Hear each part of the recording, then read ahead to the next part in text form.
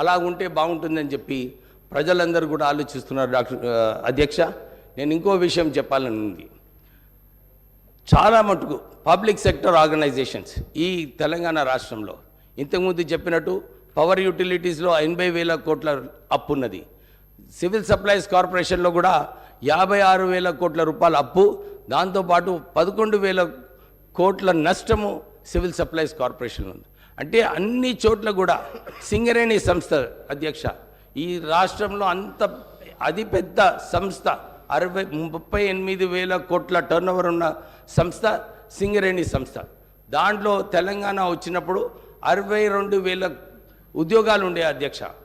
ఆ సంస్థ BIFRలో ఉన్నప్పుడు మా నాన్నగారు వెంకటస్వామి గారు అప్పుడు కేంద్రంలో ఉండి అప్పుడు కొట్లాడి ఈ BIFR నుంచి తొలగించి సింగరేణి సంస్థ కాపాడి 1,00,000 ఉద్యోగాలు అప్పుడు ఆ రోజులలో మా నాన్నగారు వెంకటస్వామి గారు కాపాడడం జరిగింది.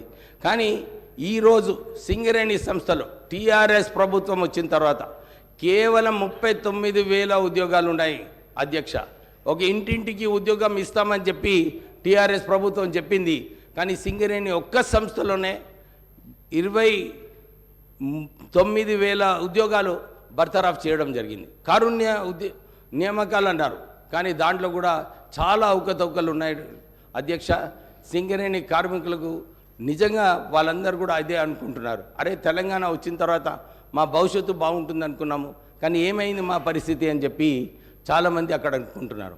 అక్కడ కూడా 27,000 కోట్ల రూపాయలు రాష్ట్ర ప్రభుత్వం ఇప్పుడు సింగరేణి సంస్థకు పైసలు ఇచ్చేది ఉంది అధ్యక్ష. అంటే ఆ సంస్థను కూడా అక్కడ కూడా పాత రాష్ట్ర ప్రభుత్వము అక్కడ కూడా సింగరేణి నుంచి పైసలు తీసుకొని ఇవ్వడం లేదు అధ్యక్ష. అంటే ఈ ఇన్స్టిట్యూషన్స్ ఏదైతే సరిగా నడిచే ఇన్స్టిట్యూషన్స్ ఉన్నాయో అన్నీ కూడా సరిగా నడపకుండా అన్ని లోన్లలో రుణాలలో ఉంచి ఈ రాష్ట్ర ప్రభుత్వం ఏదైతే అప్పుల రాష్ట్రం చేస్తున్నారో ఆ పాత రాష్ట్ర ప్రభుత్వము అప్పుల రాష్ట్రం చేసి నిజంగానే ఒక వైట్ పేపర్ ఏదైతే రేవంత్ రెడ్డి గారు ఆలోచించారో తీసి నిజంగానే ప్రజలకు తెలవాలి.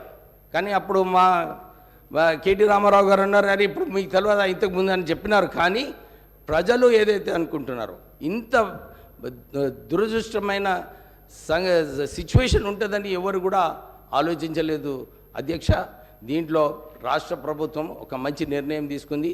ఎక్కడైతే అవకతవకలు అయినాయో అక్కడ దాంట్లో ఎంక్వైరీ పెట్టాలి, సరైన యాక్షన్ తీసుకోవాలి. చాలామంది 300 రిటైర్డ్ ఆఫీసర్స్ని రీఎంప్లాయ్ చేస్తున్నారు అధ్యక్ష. అంటే ఎందుకు అసలు ఉద్యోగాలు లేవు, ప్రజలందరూ కూడా ఉద్యోగాలు కల్పిస్తే బాగుంటుంది అనుకున్నారు.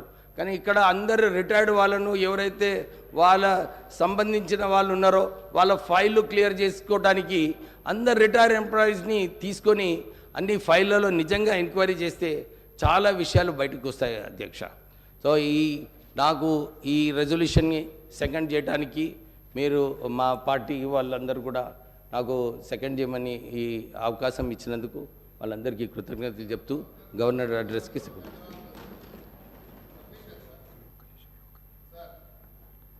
శ్రీ